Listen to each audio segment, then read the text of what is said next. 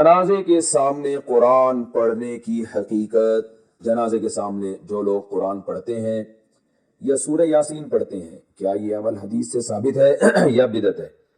عبدالصمد صاحب نے انڈیا سے پوچھا ہے۔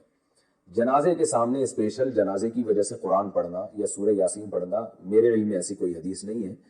تو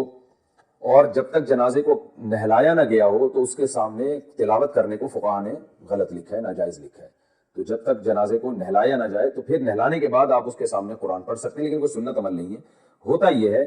کہ جب جنازے کو نہلا کے لایا جاتا ہے، گھر میں رکھا جاتا ہے، تو جب تک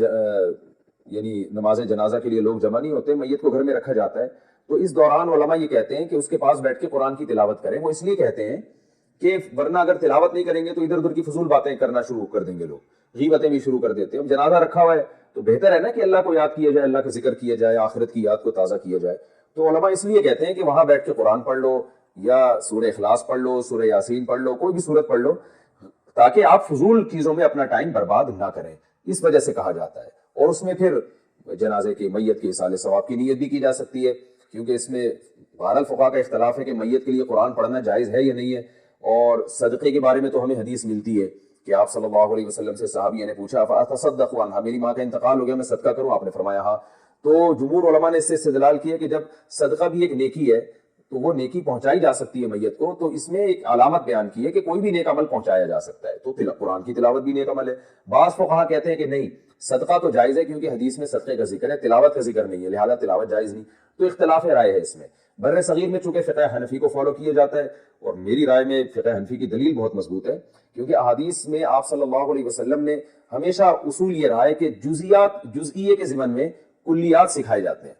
جیسے قرآن میں آتا ہے نا لا تقل لہما اف، ماں باپ کو اف مت کرو، تو یہ ایک مثال ہے، مطلب یہ کہ تکلیف نہ دو۔ تو اسی طرح جو حدیث میں آتا ہے صدقہ کر سکتے ہو میت کے لیے، تو ایک مثال ہے، مطلب یہ کہ کوئی بھی نیکی کی جا سکتی ہے۔ اور دوسری بات یہ کہ حنفیہ کا جو قول ہے نا، اس میں ذرا وسعت زیادہ ہے، اللہ کی رحمت کو آپ پھیلا دیتے ہیں کہ بھئی اگر میت کے لیے تلاوت بھی جائز ہونے کا ہم فتویٰ دیں گے تو اس سے اس بہانے لوگ تلاوت کریں گے، ثواب حاصل کریں گے، اور اللہ سے امید ہے کہ اللہ اس میت کو ثواب پہنچائے گا، تو اچھا ہے نا، اللہ کی رحمت سے اچھی امیدیں لگائیں۔ تو ویسے بھی شریعت کا مزاج ہے کہ جس چیز میں رحمت والا عنصر غالب ہو اس قول پہ آپ کو فتویٰ دینا چاہیے، یہ ہماری رائے ہے۔ اگر کوئی اس سے اختلاف کرتا ہے تو وہ اس کا اپنا مسئلہ ہے۔ تو اس لیے جنازے کے پاس قرآن پڑھنا الگ سے کوئی اس کی فضیلت ہمارے علم میں نہیں ہے حدیث میں، لیکن کہا اس لیے جاتا ہے کہ وہاں بیٹھ کے ادھر ادھر کی باتیں کرنے سے بہتر ہے کہ آپ قرآن پڑھ لیں۔ البتہ قرآن خوانی میت کے لیے یہ جائز نہیں ہے، کیونکہ قرآن خوانی کو کہتے ہیں کہ لوگوں کو قرآن پڑھنے کے لیے جمع کرنا۔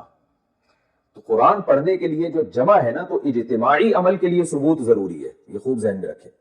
جیسے آپ اپنے طور پر 2 نفل کبھی بھی پڑھ لیں، جائز ہے، لیکن اگر آپ لاؤڈ سپیکر میں اعلان کرتے ہو یا کارڈ چھپاتے ہو یا منادی کراتے ہو آؤ میں اشراق کے 2 نوافل پڑھ رہا ہوں، تمام حضرات سے گزارش ہے کہ مسجد میں آ جائیں، اب یہ اجتماعی عمل بن گیا، یہ بدعت ہو جائے گا۔